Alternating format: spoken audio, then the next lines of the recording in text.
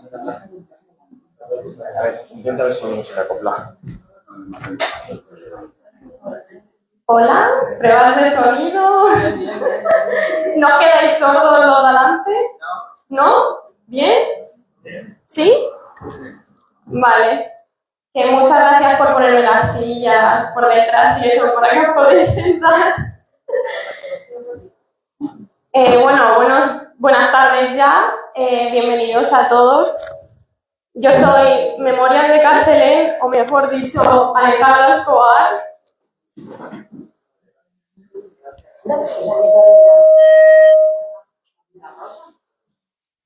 Sí, soy yo. Está ahí mi abuela. Bueno, un poco para poneros en contexto de quién soy yo. Estos son mis abuelos, que ahora se ve un poco...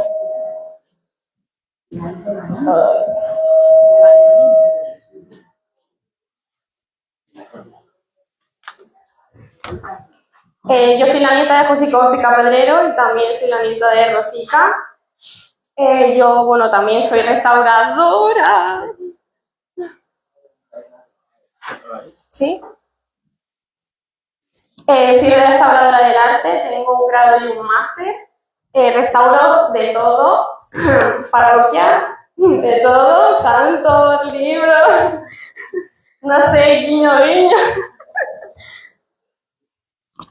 Bueno, Memorias de Carcelén se creó porque se me fue un poco de las manos todo el asunto de mi árbol genealógico. Ese es uno de los 4 que tengo. No se ve porque es enorme. Al crear el árbol genealógico estuve investigando sobre Carcelén y me di cuenta de que sabemos muy poco de nuestra historia realmente, porque tampoco se hace mucha difusión y ahora te dais cuenta de que aunque no seamos Alcalá del Júcar, que es un pueblo potente tanto turísticamente como históricamente, nosotros también somos importantes. Al crear el árbol genealógico, pues el año pasado estuve repartiendo esos pósters porque ya que hice el mío también quería darle oportunidad a los habitantes del pueblo a también saber su historia genealógica. Memorias de Carcelén se creó porque de tanta información que tenía no me parecía justo no poder compartirla, ya que... ¡Ay, gracias! Porque sentía que tenía tanta información en mis manos que necesitaba que también los demás pudierais leerla. En el blog también tenéis, es un blog, aunque lo publiqué todo por redes sociales, es un blog, es un WordPress. Ahí tenéis un montón de recursos, tanto bibliográficos como archivos digitalizados que podéis leer en cualquier momento, porque va a haber asuntos que no voy a poder profundizar, pero sí que he hablado de ellos en mi blog. Vamos al meollo ya. Lo que podéis ver en este documento es una copia hecha por un escribano de Jorquera cuando en el siglo XIII Alfonso X el Sabio decidió que Carcelén iba de ser parte de Almansa. Alfonso X el Sabio, para poneros un poco en contexto histórico, en esta época lo que estaba haciendo era reconquistar España de los musulmanes. Entonces su objetivo era hacer un municipio que fuera muy grande y que estuviera fronterizo con los límites de Valencia. No solo fue Carcelén, sino que también añadió Alcalá del Júcar, Fuensalvilla, Villaverdés, etc. No es el documento original, pero es una copia que se lee un poco regu, porque obviamente ya no escribimos así, pero si lo queréis ver con más profundidad también lo podéis encontrar en el blog. Aquí podéis ver, malamente, todo esto son todos los titulares que han tenido el mayorazgo de Carcelén, que a lo largo de la historia que voy a tratar a continuación, vamos a ir como detallando poco a poco, según va pasando el siglo XIII, hay por arriba, siglo XIV, siglo XV... Del siglo XIII al siglo XV se creó el señorío de Carcelén gracias a Manuel de Castilla. Manuel de Castilla era el hijo de Fernando III y también era el hermano de Alfonso X el Sabio. ¿Qué va a pasar? Que por ser hermanos, ser el hermano del rey, pues va a tener mucho poder y mucha influencia política por toda Castilla. Como estaba Alfonso X el Sabio reconquistando todo lo que viene a ver, pues el sur, Andalucía, el sur de España, Murcia, pues va a tener pues el mayorazgo más potente de toda la Castilla en ese momento. Manuel de Castilla está ahí, ¿vale? Para que os ubiquéis un poco. ¿Se ve bien? ¿Más o menos? ¿Vosotros de atrás lo veis bien o lo veis un poco pequeño? Ya, eso está un poco chungo. Yo ya lo veo bien. Bueno, de todas formas, si lo queréis ver mejor, la presentación está publicada para que lo podáis ver en mejores condiciones. Perdón. ¿Ahora mejor? ¿Más o menos? No, ¿verdad?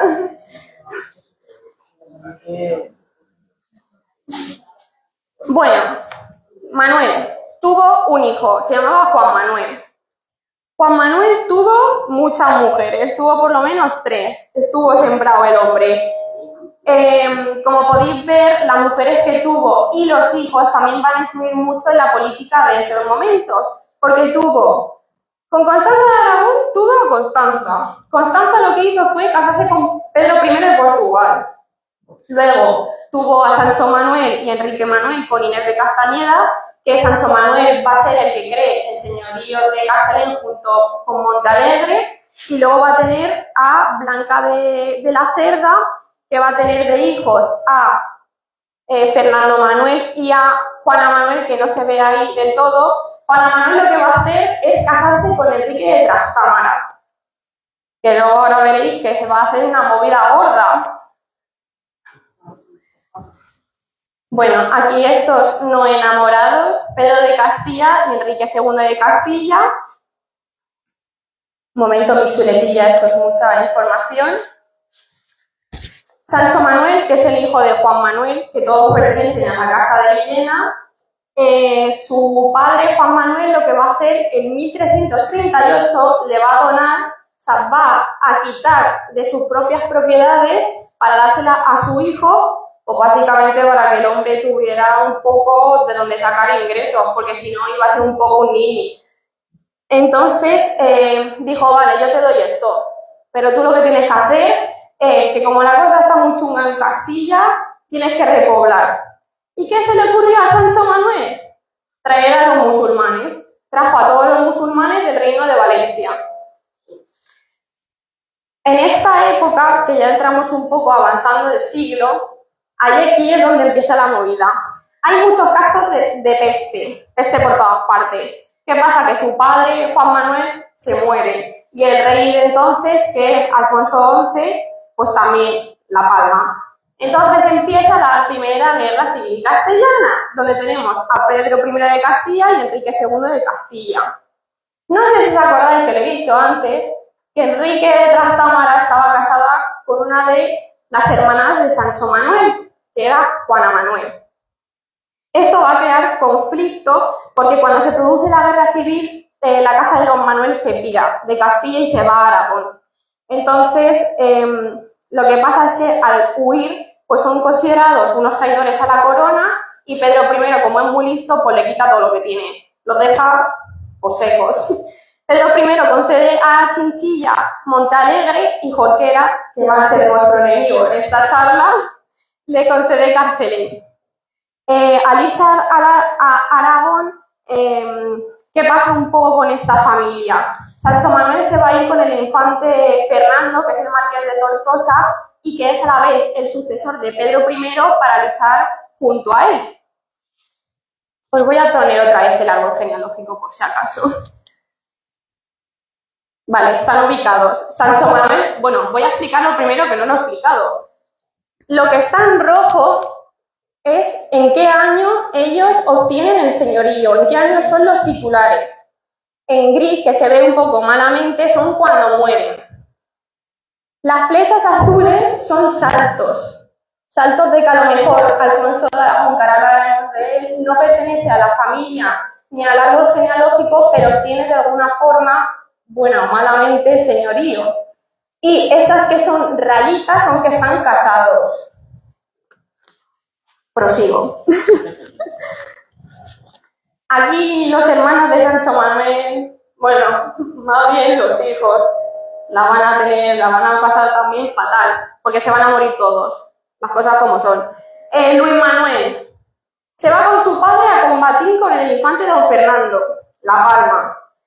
Fernando Manuel, que está aquí en una esquinita, o se muere antes que todos, así que al menos el pobre no vio la guerra. Bueno, lo importante, que qué pasa con Carcelén.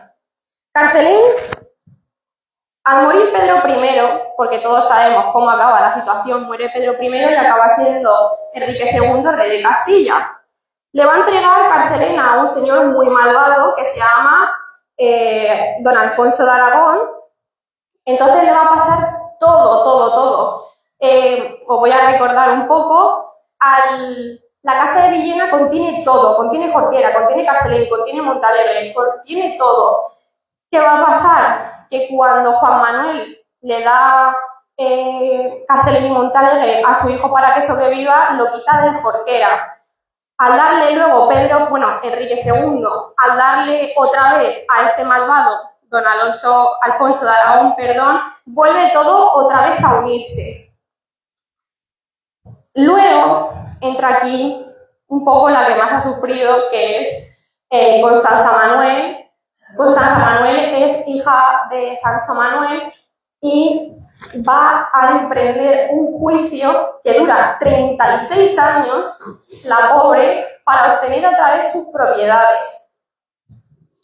Que yo tampoco entiendo muy bien, aquí todos son familia y luego todos luchan contra todo, yo no sé daros una explicación clara.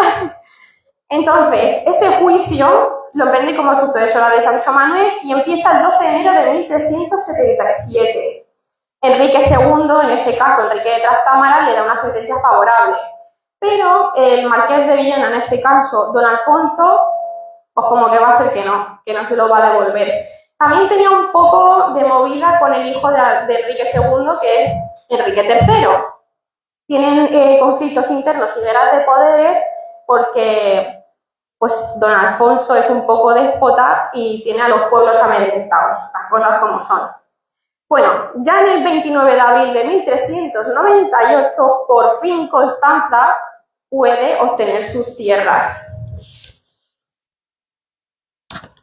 La pobre ya en esa época se le había muerto el marido.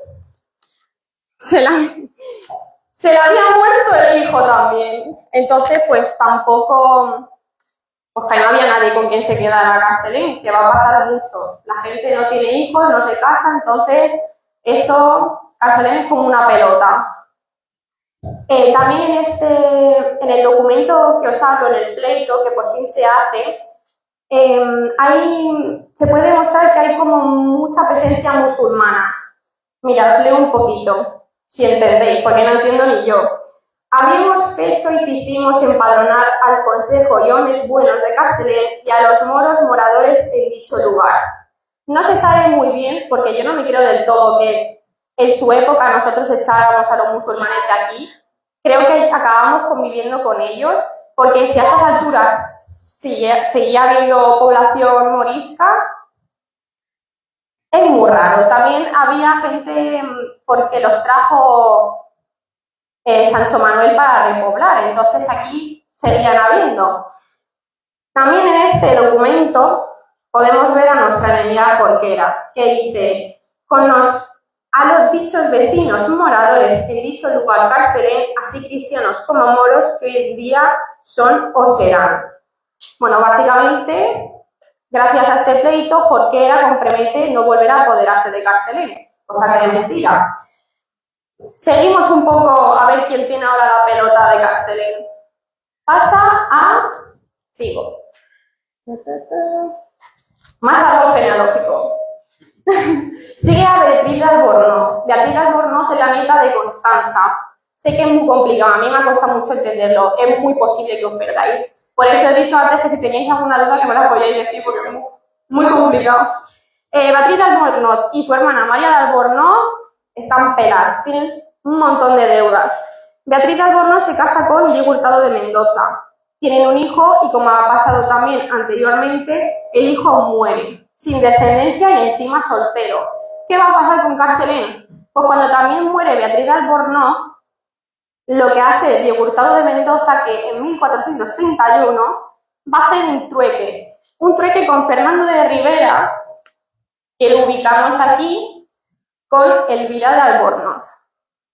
También Fernando de Rivera las está pasando muy mal económicamente y por la decadencia económica sus sucesoras, no él, lo que hace es vender en 1453 el señorío de Montalegre a Miguel Ruiz de Tragacete. Este señor era el alcalde mayor del marquesado y también era bachiller.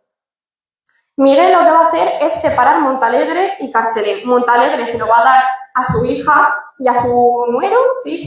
Yerno, perdón. ¿Qué va a pasar? Que Montalegre se va a quedar aquí por muchos siglos, pero Carcelén no. Carcelén se lo vende a Pedro de la Plazuela.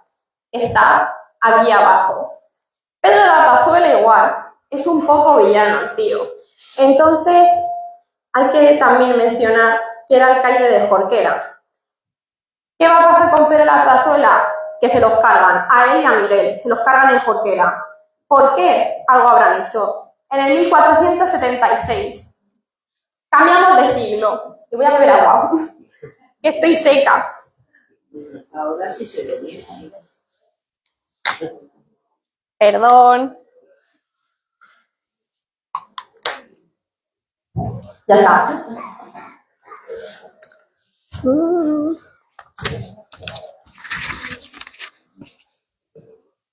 Vale, ahora vamos a ubicarnos. Estamos aquí. Ahí empieza el nuevo siglo. Esto al menos lo veis mejor porque es más grande.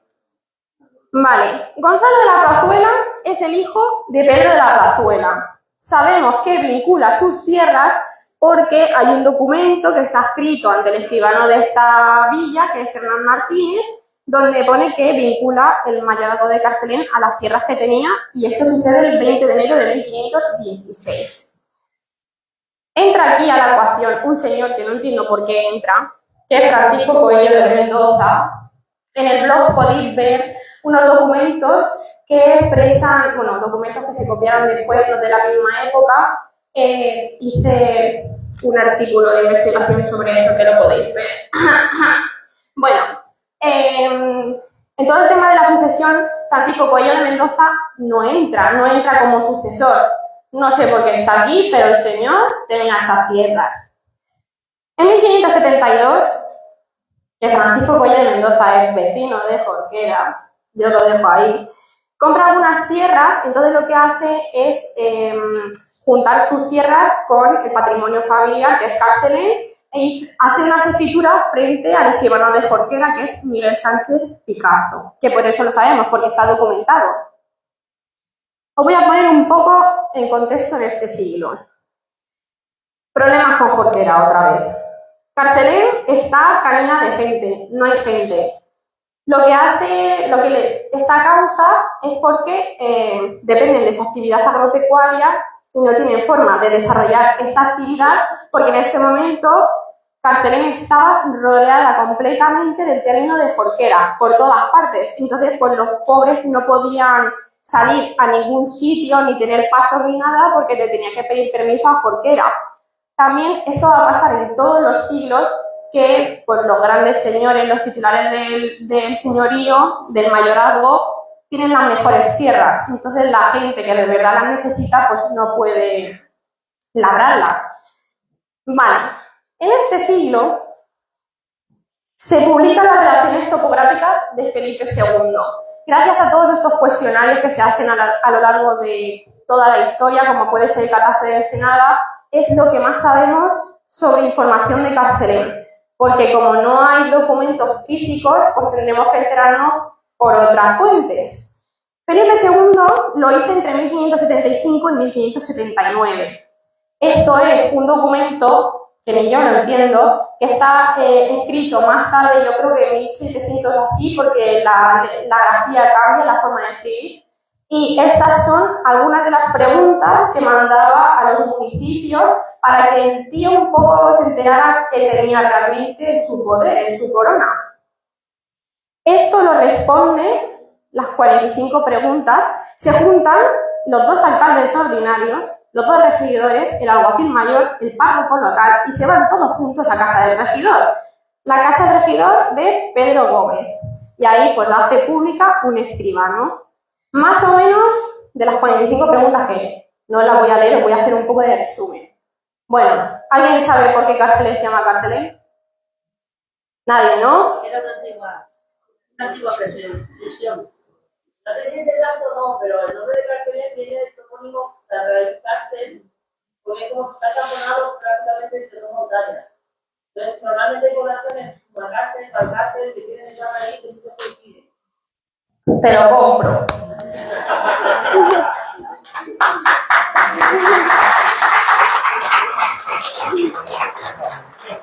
Tiene sentido, me gusta. Pero, siempre hay un pero. Mira, que esta gente de 1500 no tenía ni idea. Nadie sabe. Y si nosotros no sabemos y la gente de 1500 tampoco sabe, imagínate. Vale, la primera pregunta del cuestionario. Os la leo, está un poco en castellano antiguo. Al primer capítulo dijeron que se llama este pueblo la Villa de Carcelén y no saben otro nombre ni por qué se dice así y no han ido a decir que haya tenido otro nombre. Recordemos que Carcelén pues viene de los musulmanes, solo que tampoco quería extenderme tanto porque si no, no terminamos nunca, efectivamente. La segunda pregunta. Esto habla de la población y todas las movidas que estaban teniendo con los musulmanes. Bueno, no, los musulmanes eran buenos porque venían a repoblar, pero aquí con la guerra. Al segundo declararon que puede haber como 130 vecinos, poco más o menos, y que en tiempos pasados ha tenido más vecinos que ahora, y la causa porque se ha disminuido es por ser tierra mísera y montuosa de peñas y riscos y pobres de labores y de poquito término. Y no hay donde poderse heredar y de esta ocasión se han ido al reino de Granada la cantidad de vecinos que faltan y por razón que los soldados han tomado por vereda esta villa, por ser pequeña y la han fatigado y fatigan con muchas molestias y vejaciones. Quiero dejar algo en claro, 130 vecinos no es real. Antiguamente los vecinos, bueno, el número de habitantes cambiaba un poco porque vecinos son los hombres cabezas de familia. Están los vecinos, las almas y los habitantes. Las almas serían como los bautizados en un pueblo, entonces realmente 130 vecinos no es un número real. Cambio de chuleta. Voy. Entonces, ¿qué quiere decir esto? Básicamente que no solo se fueron los moriscos de Carcelén, sino que también se fueron los cristianos viejos. Porque con todo el tema de que iban los soldados al reino de Granada, arrasaron el pueblo. Entonces vieron que la cosa estaba muy mal, pues que no tenían cosechas, que eran pobres, pues se fueron a mejorar sus vidas. Entonces digamos que Carcelén tiene como 500 habitantes, más o menos. En el tercer capítulo habla de la fundación. Declararon que lo tienen a este pueblo por antiguo y la fundación no saben cómo fue, ni quién lo fundó, ni cuándo se ganó de los moros. Se ganó. Yo no me lo creo. A los 29 capítulos dijeron que en esta villa hay un castillo pequeño, donde vive el señor del pueblo y es de cal y canto. También daros cuenta que el castillo de Real no queda nada porque esto, cuando estaba el conde de Casar, estaba ruinoso, ¿no? Lo siguiente. Bueno, ahora es el momento, que quiero meter aquí una cuñita. Hay una foto que aquí no la he puesto, pero quiero que os deis cuenta que cuando luego os vayáis de aquí, en las escaleras que están aquí, que son de piedra, que están hechas más tardías, en la parte más de abajo hay una piedra que está rota, que, según libros y habladurías, era del dintel de un hospital. Ahora os dais cuenta porque es como una especie de círculo con una flecha, para que veáis cómo se construía luego. Que luego también me extraña, porque luego esto fue más tarde. Bueno, da igual, sigo. A los 31 capítulos dijeron que en esta villa hay dos pedazos de torres muy viejas y antiguas hechas de tapiero con costra casi caídas y que están junto a los pedazos y que parece ser todo un edificio. Aquí aprovecho otra vez para hacer propaganda.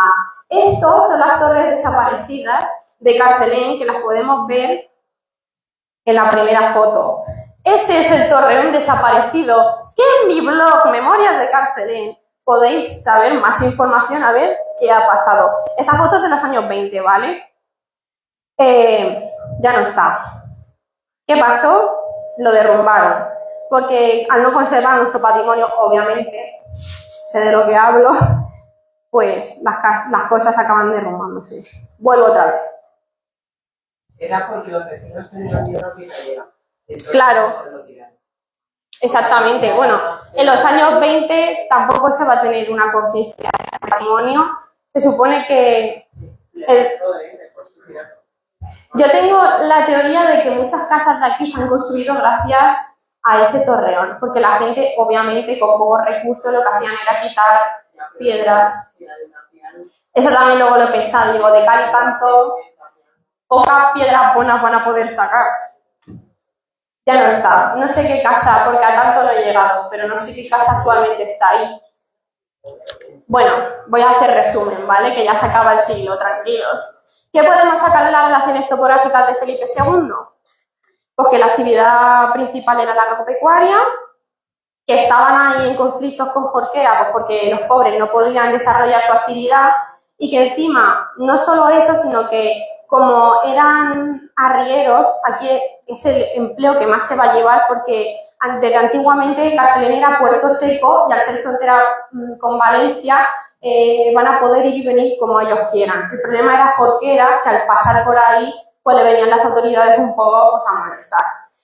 Entonces lo que querían todo el rato durante todos estos siglos, que luego lo consiguieron, pequeño spoiler, fue la cañada de Lodonche, que actualmente se llama Dolonche, pero en esa época se llama Lodonche, que eso era como una especie de estrecho pasillo en los que ellos tenían pues un poquito más de libertad. Vale, ¿qué más? No tenían los pobres pues tanta actividad agropecuaria, pero como esto está rodeado de monte, pues sí que tenían leña, caza y podían sacar un poco de economía de ahí. También el escudo. Se cree, esto no lo creáis porque está mal documentado, que es el de Chinchilla. Mentira. Se piensa que es de la casa de los Manuel, que luego os enseñaré un dibujito más adelante. La religión, ellos dependían del obispado de Cartagena, que estaba subordinada al arciprestazgo, que esta palabra me ha puesto un montón, de Jorquera. También en el ámbito judicial dependía de la Chancillería de Granada. En esa época estaba la Chancillería de Valladolid y la Chancillería de Granada. Al pasar el Tajo, se dividieron un poco la jurisdicción.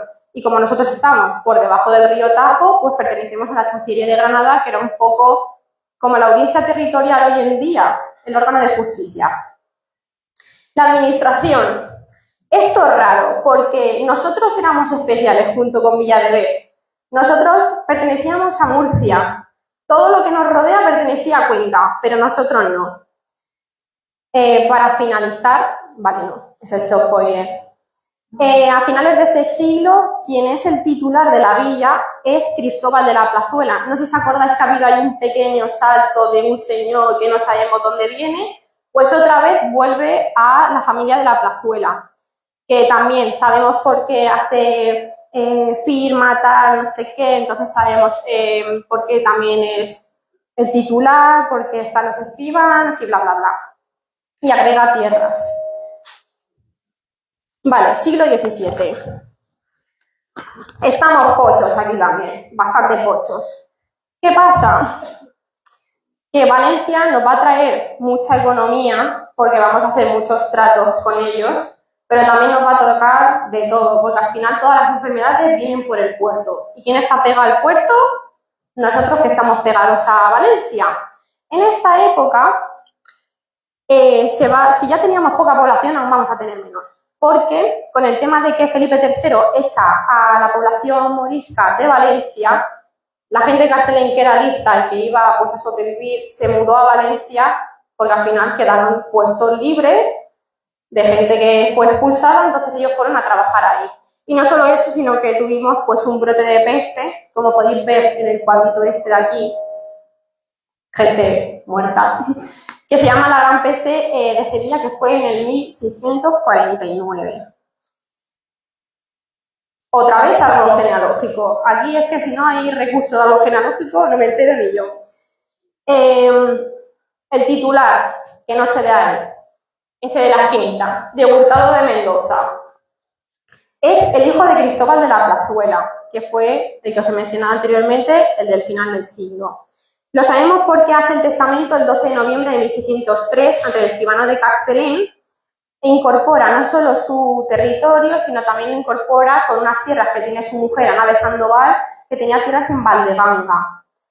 En esta época pidió ser enterrado en la capilla de San Miguel de Jorquera porque la parroquia aún no estaba construida. Entonces, como su última petición antes de morir fue que cuando se pudiera y se terminara de construir la iglesia nueva, que le enterraran a él. Esto facilitó. Como no tuvo descendientes, se lo pasaron a un sobrino, Juan Coello de Mendoza. A ver, está complicada la cosa porque esta gente tiene muchos hijos, son muchos nombres, entonces es muy complicado sabernos todo el árbol genealógico, por eso están como las interrogaciones. Juan Coello de Mendoza también muere y se lo pasan a María Coello de Mendoza, que seguramente también muriera por la peste, en 1615. Luego va a pasar a Constanza de Sandoval Coello, que está casada con el conde de la Ventosa, que es Pedro de Rivera. No sé si os acordáis, muy raramente, que la familia Rivera ha salido antes porque Fernando de Rivera vende Carcelén en 1453 a Miguel Ruiz de Trabacete, que luego pasa a Pedro de la Plazuela y que se los cargan a los dos. Si veis que un apellido está repetido es porque están todos unidos, de una forma u otra, no sabemos por qué, porque ya nos perdemos, pero están unidos. Entonces Carcelén es como que pasa de unas manos, pero que siempre se queda como en el mismo núcleo. Luego pasa a Bernardo, que está ahí abajo. Bernardo se casa con María Isidora de Sandoval, que es la marquesa de Caracena, y ambos tienen un hijo. Va a pasar lo mismo. El hijo muere sin descendencia y soltero. Pero bueno, eso para el siguiente siglo. Venga. A ver. Este es mi siglo favorito porque pasan un montón de cosas. Este capítulo tiene diferentes capítulos. La guerra de sucesión, bueno, que no lo veis ahí muy bien. Pleitos y más pleitos, porque este siglo está lleno de pleitos. Carcelén, dueño de su propio destino. Me encanta, soy súper fan de esto. La iglesia se cae a cachos y la feria de Carcelén. Ojo, ahora os explico el mapa este de aquí. Otra vez, dos no enamorados. ¿Qué pasa? La guerra de sucesión básicamente es porque muere Carlos II sin descendencia, entonces va a venir Felipe de Anjou contra Carlos de Austria y van a estar ahí pues un poco con guerritas y tal. ¿Cómo nos va a afectar eso a nosotros? Pues, ¿cómo estaba distribuido? La mayoría de las regiones apoyaban pues al futuro Felipe V, pero otra vez Valencia nos va a dar problemas y Cataluña y Valencia van a ir con el archiduque Carlos. ¿Qué pasa? Que Carcelén vamos a tener un montón de problemas con ellos, no nos van a dejar ni respirar. La comarca lo que hace es llamar a hombres que se pongan en pie de guerra y mantener a la gente atenta 24 horas vigilando los puentes y los caminos para que el ejército del archiduque Carlos, es decir, los valencianos, no pudieran pasar por nuestros caminos para llegar a Cuenca y de Cuenca conquistar Madrid. Obviamente, por Carcelén y Jorquera, pues estaban leales a Felipe V, estaban a tope. Entonces, pues nos dejan secos, porque se lo dan todos los recursos a Felipe V, que luego al final todos sabemos que gana, pero a nosotros, bueno, ahora veréis. Entonces, ¿qué pasa? Que estábamos nosotros alejando al ejército de los Borbones. Eso significa darle pues, todos nuestros recursos. No solo eso, sino que también las tierras se van a quedar desatendidas porque nosotros vamos a estar también vigilando. Esto pues al final éramos un pueblo un poco pobre, pues contra el ejército pues, tampoco vamos a hacer mucho, pero sí que nos afecta mucho anímicamente. No tenemos ningún texto que corrobore un poco cómo estábamos, pero sí que tenemos uno que es de Jorquera, que habla sobre Alatoz. Os cuento. Los saquearon y desnudaron a sus vecinos, sin embargo de ignorar dicho valenciano que en esta jurisdicción están alojados más de 2.200 caballos. Toda esta actitud de resistencia impidió que se atendieran las labores agrícolas y escasearon los alimentos. Los pocos comestibles de los que se disponía antes servían para el aprovechamiento de las tropas leales y heridos de guerra que para la manutención de la población civil. Nosotros nos vamos a salvar un poco en esta época, pero ¿qué va a pasar? Que la batalla de Almansa pues viene, que va a ser una batalla muy decisiva en esta guerra, básicamente porque los Borbones derrotan a los aliados de Carlos. Esta es la causa de que no nos haya llegado tanta información sobre nuestro pueblo, porque nos incendiaron el archivo, básicamente. Lo peor para Carcelén llegaron estos días, básicamente porque no solo atendíamos al ejército borbónico, sino que también nos van a atacar los dos, tanto los del archiduque Carlos como los de los Borbones. Entonces, al final, pues arrasan, saquean, queman. Y de esto, se va a dar cuenta, menos mal, Felipe V, que nos va a dar, porque es que nos dejan literalmente destrozados, reconoce nuestro sufrimiento y nos dan el título de muy noble y leal villa, y gracias a eso también pues nos quitan de pagar tributos, menos mal, ya bastante secos estábamos económicamente, en el 1708 y en el 1709.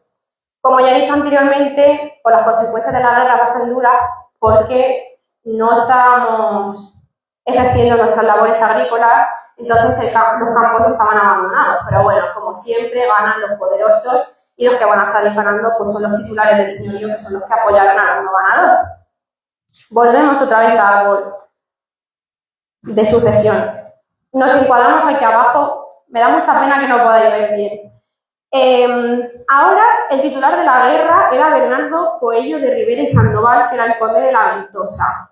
Este murió siendo su hijo, Josep, que está aquí abajo, era muy pequeñito. Entonces, ¿quién se va a ocupar un poco de administrar toda esta situación y el señorío? Pues su madre, María Isidora de Sandoval, que era la marquesa de Caracena. Aquí es cuando empieza la chicha de los pleitos. En este siglo vamos a tener por lo menos 3 pleitos. ¿Qué pasa?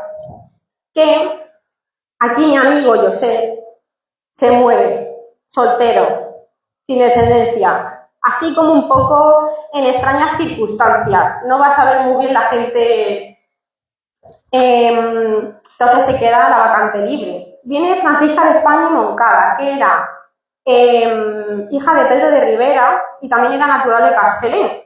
Primer pleito. Comienza el pleito de Francisca con la marquesa de Caracena, que al final ella lo pierde y el Supremo Consejo de Castilla pues le da la favor a la marquesa para seguir cobrando todo el tema de los mayorazgos, de las rentas.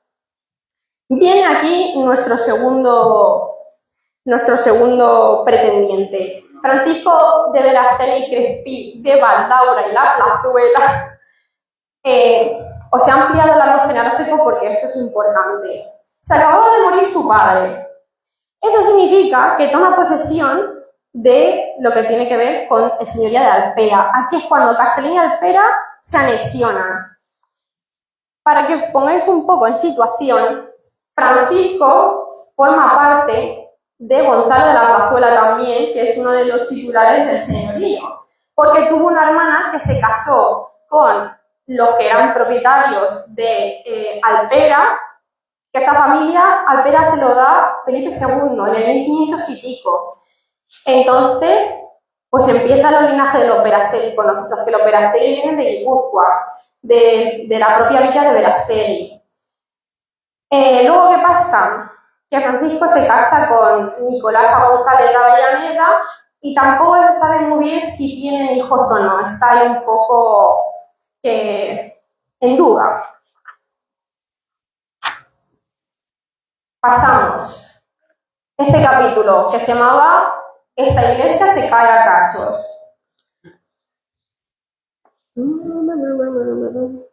Uy, no pasamos. Nos vamos para atrás, que me falta el último pleito. Eran 3, solo os he contado 2. Bueno, como vienen los Borbones, cambia un poco el patio. Comienzan otra vez comienzan por primera vez. Cambian las formas de gobierno, porque se dan cuenta de que los señores, que por mucho que tú tengas el señorío de Carcelén, seamos realistas, no vivían aquí. El Francisco de Verástegui vivía en Jorquera. Entonces, lo que hacen es crear un gobierno municipal. El gobierno municipal está formado por 2 alcaldes ordinarios, 2 regidores, 2 alcaldes de la Santa Hermandad, un alguacil mayor y un escribano. ¿Qué va a pasar? Que los 2 alcaldes y el escribano los elige el señor de la villa.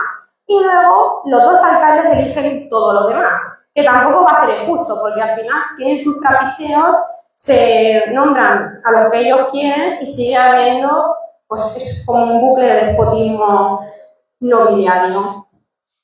Las consecuencias de esto es que no mejora la situación, por mucho que hayan creado un gobierno municipal. Entonces se inicia otro pleito, que aquí es cuando Carcelén es dueño de su propio destino. Entonces, Francisco en esta época ya estaba muerto. Quien era titular del señorío era María Luisa.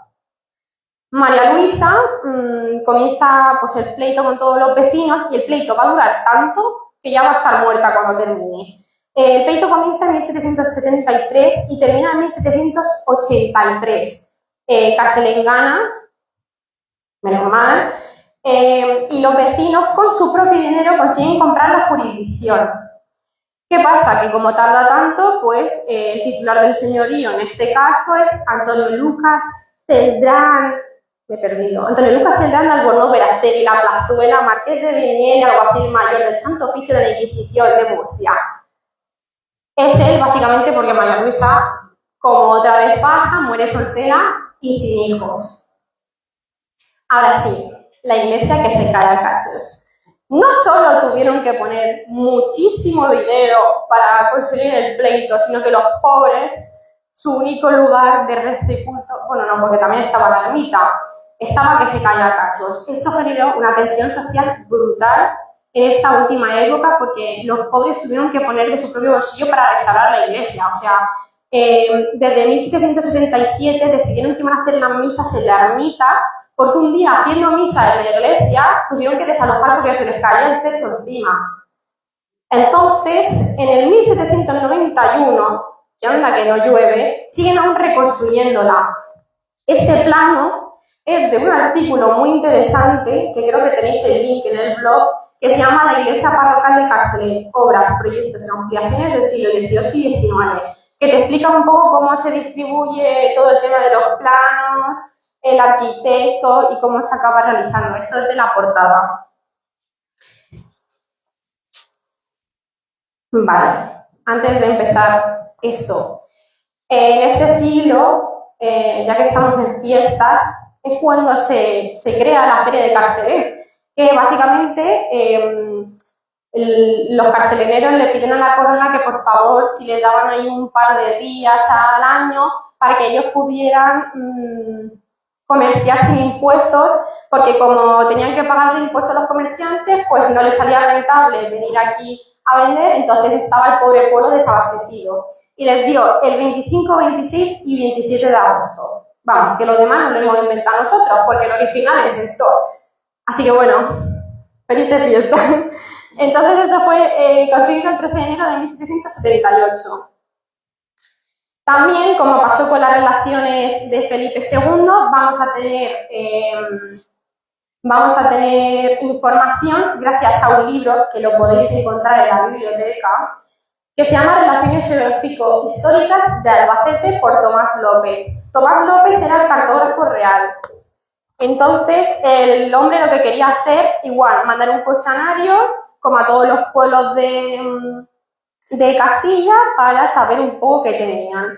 En este caso, el cuestionario lo contestó el párroco e hizo el escudo, que lo podéis ver ahí, que ahí es donde me inspiré yo para hacer el logo, que me lo hizo mi amiga Rocío, que está ahí detrás.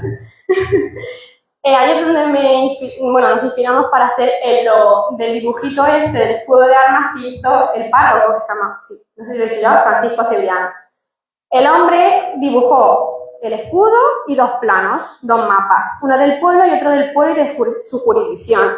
El hombre era realista, sabía que muy bien lo dibujaba, ahora lo vais a ver. Entonces, al escribir en la carta a Tomás López, pues le puso: el plano irá como irá y no como debiera, que sacara de sus propias conclusiones, básicamente. Entonces, pues podéis ver el escudo actual. Os he puesto ahí abajo el escudo de la casa de Manuel de Villena, que mucha relación tampoco tiene, que tampoco sé por qué actualmente hemos perdido lo de la muy noble y leal villa.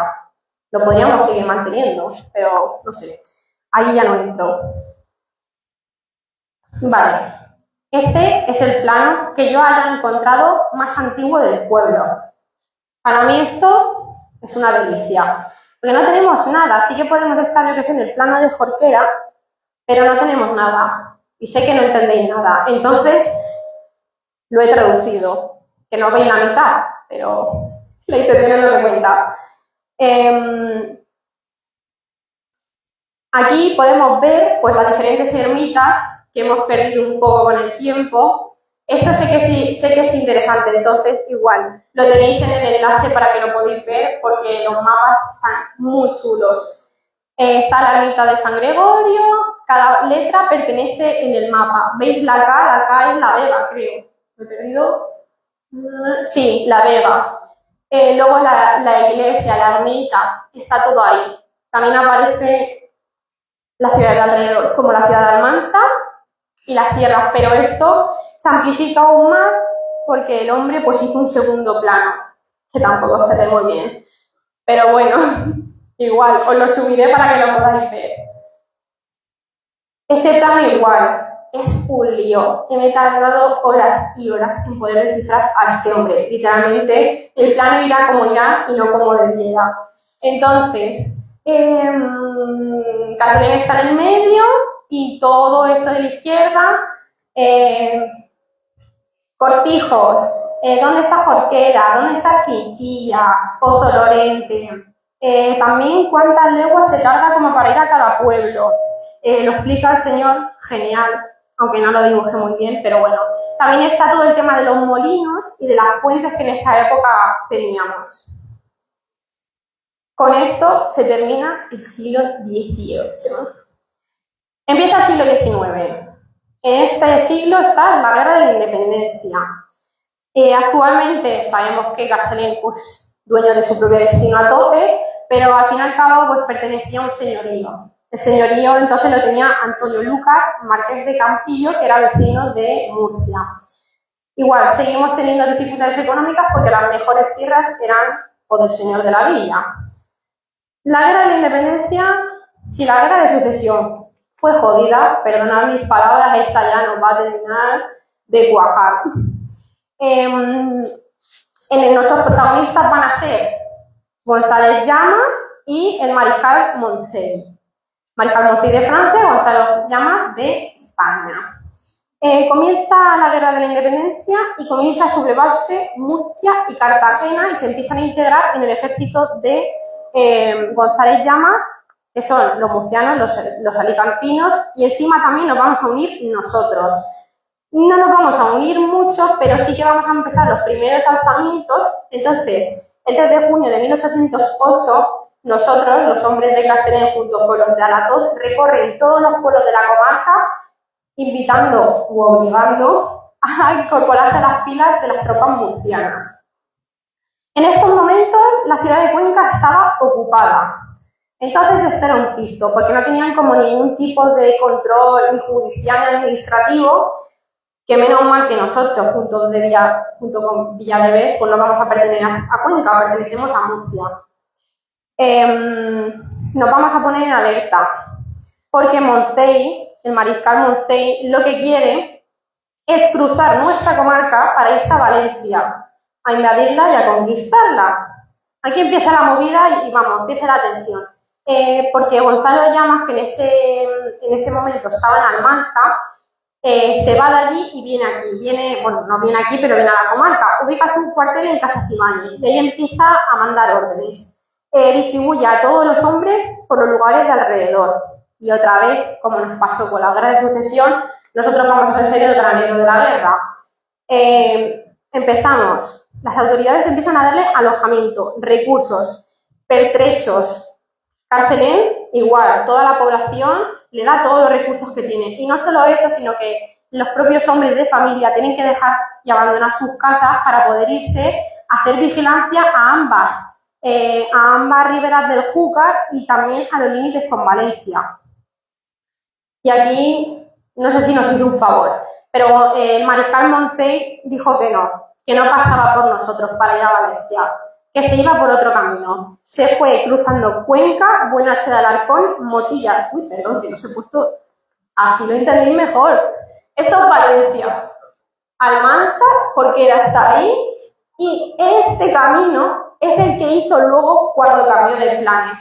Porque dijo que por nosotros que no pasaba, que se iba por el camino corto, que aunque iba a ser más difícil, pues acababa antes. Entonces ya nosotros un poco pues respiramos porque el peligro se va de aquí. Pero luego vuelve porque para defender la ciudad de Valencia, la Suprema Junta de Defensa envía una petición de auxilio. Os la leo. Los enemigos están en puño hacia esta capital y por eso mismo es necesario que luego se arme cada pueblo a cuanta gente pueda armas y salgan a la orilla del río para batirla hasta encontrar al enemigo, ofreciéndole y sosteniéndole su ímpetu hasta la capital. Valencia, 25 de junio de 1808 a las 4 de la mañana.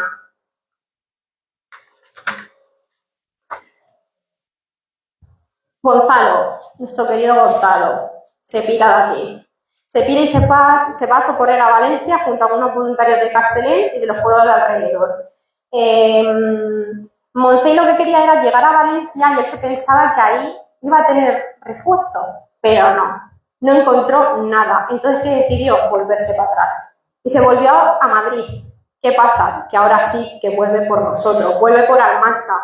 El 29 de junio, que antes os he dicho que era el 25 de junio cuando mandan esa carta de auxilio y el 29 de junio es cuando se dan la vuelta. Entonces, pues vuelve la angustia un poco al pueblo, porque al final, pues, igual que con la guerra de sucesión, pues somos 4 vecinos con un azahón contra el ejército napoleónico, entonces quedamos un poco como ejército de Chichinabo, pero bueno, las cosas como son. Después de que pasaran por aquí, la cosa iba a estar tranquila los siguientes años porque no iban a haber como muchos conflictos bélicos que a nosotros nos influyen. Entonces, pues deciden que no servimos mucho como tropas. ¿Y qué va a pasar? Que sí que servimos como granero, como despensa. Entonces cambia un poco las tornas y nos explotan aún más. Carcelén en este caso sigue dando víveres, tantos víveres que en ese momento no pueden dar un diezmo para pagar sus impuestos porque no hay dinero suficiente, los diezmos los confiscan. Y también, que esto es lo que más pena me da, también donan sus bienes, tanto municipales como eclesiásticos. Tenían 2 lámparas que envían a Murcia, que cada una costaba 52 libras, que era una donación hecha en el siglo XVIII por Juan Alcalá Villena, que era natural de aquí de Carcelén, pero se fue a América. Dicen que es el virrey. Está ahí dudando las crónicas y los expertos. Yo creo que simplemente se fue y punto. Una se la da a la iglesia parroquial y otra se la da a la ermita.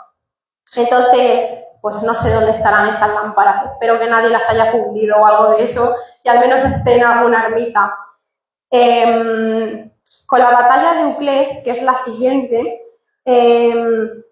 aquí también salimos mal parados porque pierden los españoles. ¿Y qué pasa? Que lo que habíamos destrozado para que no pasaran aquí los francesitos, lo tenemos que arreglar para que pasen los españoles y que se pongan a salvo. Se iban corriendo a Murcia. Entonces se pusieron aún más recursos de los que habían porque había que volver a reconstruir todos los puentes que habíamos explotado para que ellos, pues, como que volvieran a sus casas. Entonces, otra vez a dar de comer, otra vez a dar los recursos Y también aquí quiero dar un inciso, que como os he explicado antes, la gente aquí trabaja muchísimo de arrieros y nosotros vamos a ser muy importantes en esta guerra, porque nosotros somos los que vendemos y trasladamos información. Nosotros éramos los que íbamos de comarca en comarca comentando lo que pasaba en la guerra, así que hemos sido importantes en esta guerra. Luego aquí tampoco vamos a estar muy influenciados en los siguientes años, porque en 1810 los altos mandos de los ejércitos empiezan como un poco a amenazar a Cuenca, rollo, dile a tus pueblos que nos den más recursos. Como es que no hay más, no hay más.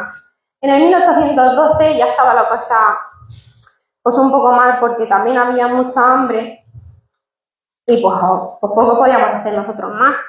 Se termina un poco la historia siendo arrasados otra vez, porque ¿qué pasa? Que quieren recuperar Valencia y nosotros estamos en el medio. Entonces otra vez nos van a, joder, tanto nosotros como los franceses. Aquí vamos, arrasados total. Gracias a toda esta historia de la guerra de la independencia, pertenecemos a Albacete, porque han visto que han tenido tantos problemas con todo el tema de que Cuenca está lejos, de que luego corre y abastece a no sé quién, que tienen que volver a conformar las provincias. Entonces el objetivo es crear nuevas divisiones territoriales que tengan menos superficie y que puedan tener más control. Entonces le van a restar territorio a Cuenca, Murcia y La Mancha y proponen, que esto es un poco de lío, porque aquí vamos un poco como nos conviene, proponen a Chinchilla o Albacete de capital. Que al final sigue siendo Albacete, porque actualmente la es, pero en su momento fue Chinchilla también porque tenía mucha población, entonces también era una de las más grandes, junto con Alcaraz. ¿Qué pasa? Que nosotros vamos a ser un poco chaqueteros, porque aquí a nosotros nos importa lo que nos importa, el camino de Lodonche. Queremos quitarle nuestro camino a Jorquera, que estamos ya cansados de tiranías. Entonces, dijeron que queríamos Chinchilla porque nos pillaba más cerca. Pues nada, al final no nos lo dan Albacete. Luego vienen otros del gobierno y dicen que no les gusta el mapa, que volvemos al territorio de Florida Blanca en 1785. Y ya finalmente, la Chancillería de Granada, ellos muy monos, nos piden opinión y nos piden que qué queríamos nosotros. Y nosotros queríamos la cañada de Lodonche, que estábamos ya hartos, queríamos la cañada. Entonces ya, por fin, el 30 de noviembre de 1833, Javier de Burgos es el que crea las 49 provincias. Carcelén pasa a formar parte de Albacete, que es la capital de la provincia actual de Albacete, y menos mal que reconocemos a Casas Ibáñez como cabeza de administrativo judicial, porque si no nos hubiese tocado ir con Jorquera. Y a Jorquera aquí no lo queremos. Entonces, habitantes en este siglo, 2088 habitantes. No está mal la cosa. Contexto final de este siglo. Igual, gracias también un poco a todo el tema de las estadísticas, los cuestionarios que mandan, pues un político de la época que se llama Pascual Madoz lo que va a hacer es un diccionario. Se ve muy mal, no lo leo ni yo desde aquí. Pero bueno, en este archivo, que también os subiré, que la diapositiva se puede leer mejor, hacen como una descripción de todo lo que tiene Carcelén. Os he juntado un poquito para que sepáis. Tiene 1.498 habitantes. Casa ayuntamiento, cementerio a 200 metros, entonces en esta época parece ser que ya, o no, parece ser que ya enterrábamos en el cementerio, pero este cementerio se construyó más tarde. Vale. Sí. Pues teníamos cementerio, aunque seguramente también seguiríamos enterrando en la ermita. Ah, vale, sí. Vale, pues ya está. Teníamos iglesia y 4 ermitas. ¿Dónde están las otras? Porque que yo sepa solo tenemos una. Aparecen en el mapa que no habéis podido ver antes, pero se ve bien porque sale señalada. Luego teníamos casa cuartel, que sé que en el siglo XX estaban intentando que tuviéramos aquí guardia civil, pero no se pudo. Y teníamos 485 edificios, de los cuales 411 eran de 2 pisos, 37 de 1 piso y 3 de 4. y también sabemos que tenemos 2 escuelas porque esos edificios eran alquilados por parte del ayuntamiento a un particular. En esta época, vale, siglo XIX, también este diccionario nos habla de qué propiedades tiene el señorito de la villa, que van a ser muchas. En este caso es Rafael Villanueva y Cabanilles Verástegui La Plazuela, conde de Casal.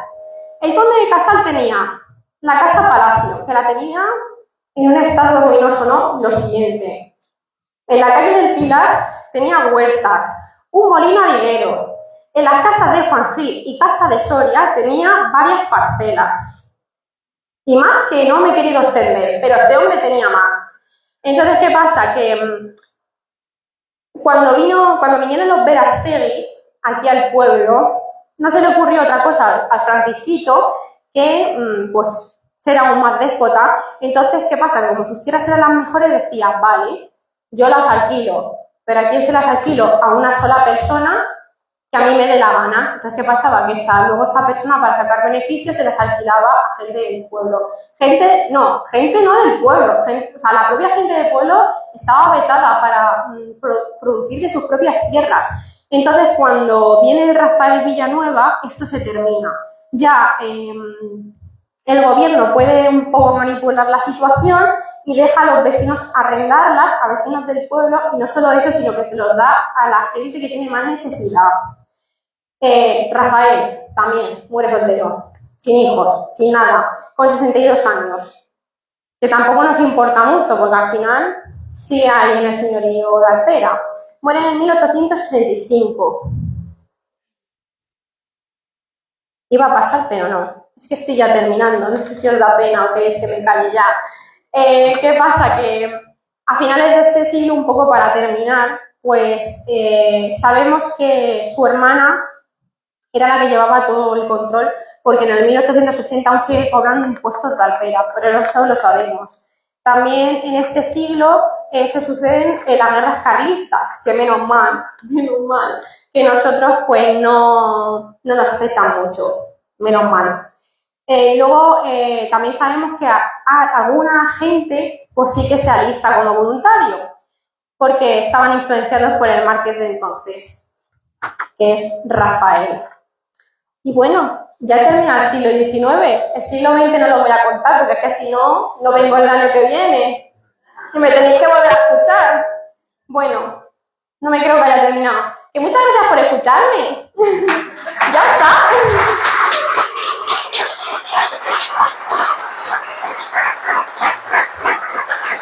Vale. A mí esto no me da dinero, pero al menos darme fotos antiguas, que yo tenga contenido, que pueda subir a mi blog, que pueda publicarlas. Entonces, tenéis ahí mi correo electrónico. Bueno, el mío no, el de Memorias de Carcelén. Tengo Facebook e Instagram, que supongo que ya los habéis visto. Y también está el blog, que es lo original, el blog, no las redes sociales, el blog. Entonces, pues eso, si en algún momento tenéis alguna duda, veis que me podéis dar algo para publicar, oye, mira, que tengo una foto de mi abuelo en la serie del castillo, que se ve que aquí hay no sé qué, pues mira, que me parece interesante. También, aunque el hombre pues ya no esté entre nosotros, quería dar las gracias a este maravilloso libro que tengo aquí, que es de Gómez Molina, el desvanecimiento de la memoria, autorretrato de una comunidad rural. Este libro, no sé si está aquí, estará en la biblioteca. Este libro lo encontré yo en mi facultad porque este señor, que todos conocemos bien, era catedrático de dibujo. Yo soy de Madrid, ¿vale? Yo he estudiado en la Facultad de Bellas Artes. Casi me emociono cuando veo que voy a mi biblioteca, tengo todos los libros de este señor. Y no solo los libros, sino libros inéditos que tenían guardados en el depósito. Bueno, una maravilla. Este libro... Voy a dejar el libro un momento. Lo tendréis en vuestras casas de hace un montón de años, porque yo no sé si este libro es del 96. Tiene un montón de fotos de nuestros abuelos, y no solo eso, sino que aquí detrás tiene la historia del pueblo, habla de la ermita. Habla de la ermita, de todo el patrimonio eclesiástico que tenemos. Lo que os he contado ahí también, o sea, lo que os he contado ya ahora, aparte de que hemos documentado más por si acaso, no vaya a ser, también está todo aquí. Ya están hasta las recetas típicas de los postres que hacemos en el pueblo. O sea, censos, personajes ilustres, de todo. Así que ahora no os peguéis por él. Y este es mío. Yo esto no se lo voy a dejar a nadie, que lo necesito para el año que viene. Bueno, ¿alguna duda? ¿Lo he dejado todo claro? Si no la tenéis es porque me corono. Cuéntame. ¿Quieres? La Santa Inquisición Sí, tiene que ver algo con todo esto. la Santa Inquisición. Eso era anterior. La Santa Inquisición, Pero, sí, 1500 así, pero yo creo que a nosotros nos han dejado un poco igual. Nos han afectado todas las guerras, pero yo creo que temas de religión y tal, que yo sepa, aquí no quema ninguna bruja. sí. No me digas. Allá arriba, de monte. Pues entonces me tengo que informar. Pues sí, se quemaban brujas aquí. Bueno, pues sí. No lo sabemos. Me lo quedo como para investigar. A ver, imagino que aquí tuvieron juicios. También te digo que la Inquisición está bastante... Vale, pues entonces sí. Está... Vale, sí, porque esto ya ha terminado. Ya no necesito más recursos. Gracias.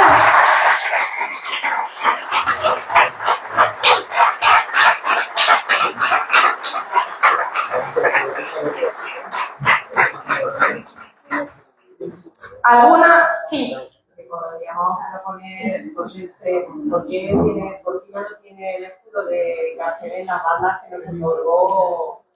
Pues es que tengo que investigarlo, no estoy segura. Yo también tengo la duda. Es que yo creo que también es porque... como ¿Eso se le puede volver a poner? Porque igual que se le quita, se le puede volver a poner. eso yo creo que, alcalde, yo no sé. Si eso se le puede volver a poner las bandas de Muy Noble y de Alvilla otra vez a nuestro escudo, yo creo que... Para investigar el por qué se quitaron y se puede volver a poner, se puede poner. Pero me voy a apuntar para investigar los hábitos. Es que sé que nosotros con el escudo... Sí, es que eso ya es tema de gobierno. Claro. Sí, no pueden modificarlo un poco cuando te dé la gana. Yo sé que nosotros hemos tenido problemas para representar el escudo porque ha habido como mucho recurso bibliográfico mal escrito y sé que nos han atribuido... ¿Atribuido? Ah, vale, me suena fatal. Atribuido.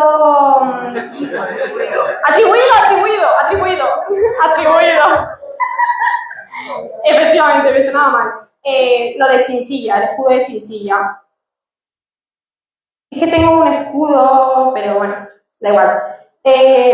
Uno muy raro que tiene como un castillo en medio con dos ciervos, que es del 1700 y pico, pero eso de que empezaron a publicar igual, que si hay un libro que se llama El Atalante Español, creo que también está en el blog, que lo he puesto como recurso. Ese también, nos ponen el escudo de Chinchilla y ese no es el nuestro real. No estoy segura. A saber también de dónde sale esto. No creo que nuestro escudo actual se base en el dibujo de un párroco. Ya me jodería que lleguemos a esos momentos. Ya solo ratamos ya.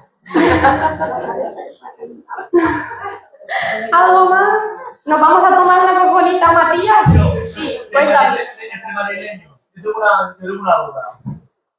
Dices que la época de feria o de fiesta era del 25 al 27. ¿Qué sabemos del 23? ¿Qué sabemos de los montones? Pues es que no he encontrado nada. Ningún tipo de documentación. Claro, porque nos lo contaba con Sara, porque puestos aquí los montones, que tenemos una fiesta Claro. salga fuera de Castilla-La Mancha, pero claro, necesitamos información atrás para hacerlo. Yo he leído de todo. Porque iglesias tienen todos los pueblos. Sí. Castillo, casi todos tienen un castillo, pero no tienen una carrera de montones. Claro. ¿Sabéis también? Ya. Yo creo que no hay nada. ¿Y lo del Santo Cristo también es un culo? Yo tengo un libro que un señor lo hizo, lo publicó el año pasado, ¿no? Es que eso no lo sé. No sé hasta qué de real tiene todo el tema del Santo Cristo. Es que eso, ya sabéis que la religión se ensalza mucho. Entonces no sé hasta qué parte es bulo, ¿no? No me ha dado tiempo a más. Hablaste mucho de eso. ¿Eh? Hablaste mucho. Sí.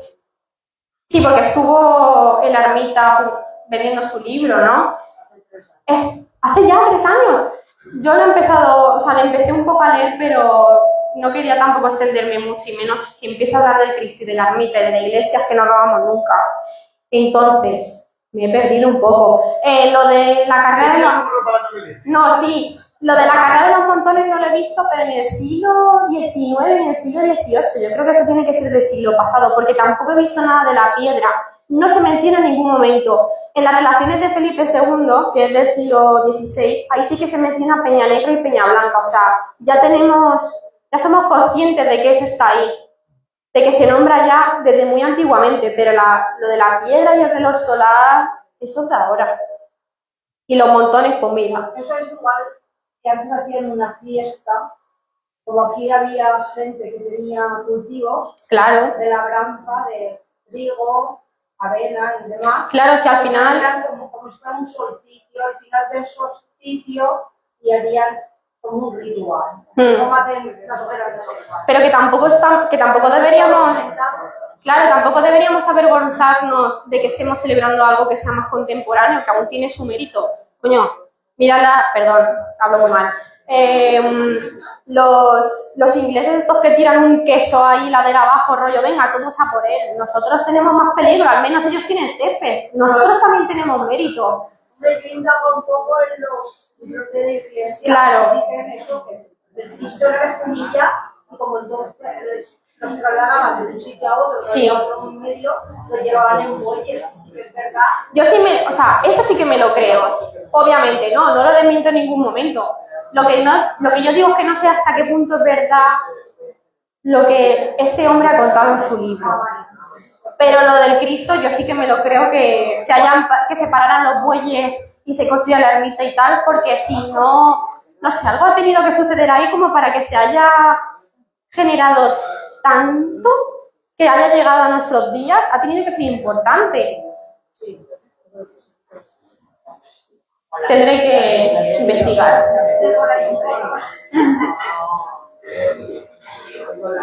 El primer poder era la iglesia, entonces Claro. lo que la iglesia quisiera que contara eso.